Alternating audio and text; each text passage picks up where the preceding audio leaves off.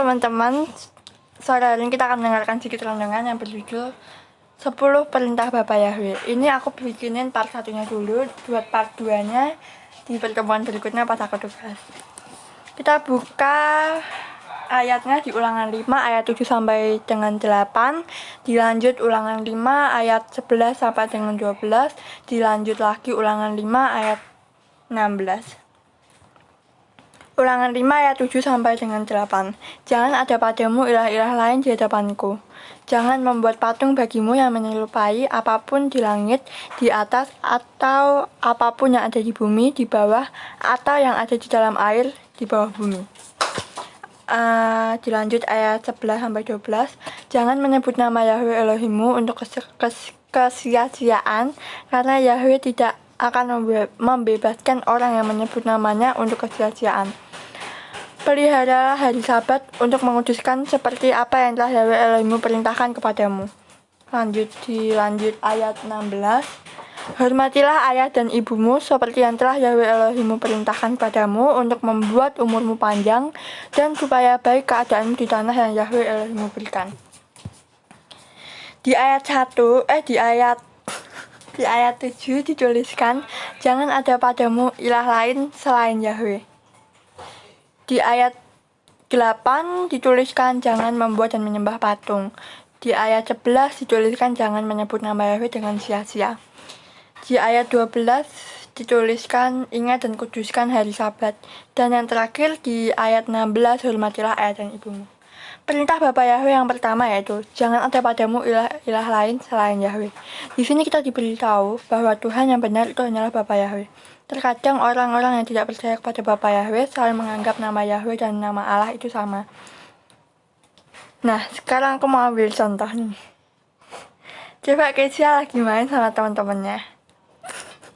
Tiba-tiba temannya si Kesia manggil Kesia dengan sebutan Paijo. Apakah Kesia akan menoleh? Ya jelas tidak. Namanya aja Kesia, masa dipanggil dengan sebutan Paijo noleh. Jadi si Kesia memang suka dipanggil Paijo. Kita berada di Kehilat ini, kita harus bersyukur karena nggak semua orang bisa menerima nama Bapa Yahweh. Jadi jika kalian sudah menyembah dan menerima nama Bapa Yahweh, tetaplah standby di nama Bapa Yahweh sampai Tuhan Yesus datang menjemput kita di awan-awan kemuliaannya. Di ayat selanjutnya dituliskan jangan membuat dan menyembah patung. Nah, teman-teman kalian tahu nggak patung Bunda Maria?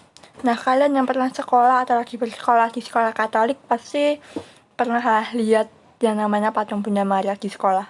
Atau enggak pernah dengar doa yang bunyinya kayak gini, Santa Maria doakanlah kami. Nah, ini sudah sangat salah teman-teman, karena mereka berdoa kepada Bunda Maria. Yang benar itu kita harus berdoa kepada Tuhan, bukan kepada orang yang sudah mati. Kalau Bapa Yahweh kan mati terus bangkit lagi, tapi apakah Bunda Maria bangkit lagi? Tentunya tidak. Tapi kenapa orang-orang Katolik selalu berdoa di depan patung Bunda Maria? Nah, sekarang kita bahas ayat berikutnya. Di ayat berikutnya dituliskan jangan menyebut nama Yahweh dengan sia-sia. Maksudnya apa? Jika kalian menyembah nama Bapa Yahweh, jangan sekedar mengucapkan, tapi benar-benar dari dalam jantung hati kalian. Kita lanjut lagi. Ingat dan kuduskan hari Sabat. Siapa yang di sini nggak pernah ikut ibadah Sabat?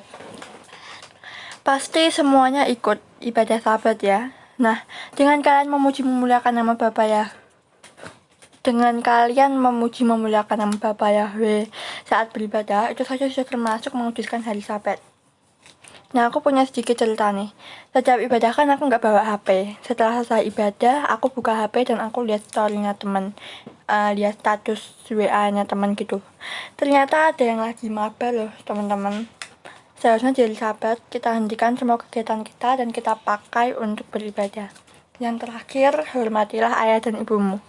Kita semua pasti punya orang tua kan. Nah, saat kita masih kecil, orang tua yang merawat kita, mendidik kita, membesarkan kita dengan penuh kasih sayang. Kita sebagai kelompok tim doa ini, sekarang kita semua sudah SMP dan SMA. Kita sudah besar, kita seharusnya sayang pada kedua orang tua kita.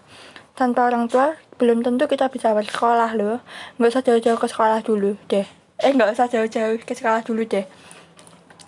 Kalau nggak ada orang tua, kita belum tentu bisa makan kan. Jadi kita wajib bersyukur jika ada orang tua, dan kita juga wajib bersyukur jika orang tua kita masih sehat. Jangan kurang ajar sama orang tua ya. Tetap hormatilah ayah dan ibumu selama dia masih ada bersamamu. Sampai di sini kita belajar tentang 10 cara Bapa Yahweh. Hari ini kita bahas 5 cara. Next time kalau aku tugas, aku bikin part 2-nya, yaitu bahas tentang 10 perintah Bapa Yahweh yang ke-6 sampai dengan yang ke-10. Bapa Yahweh memberkati.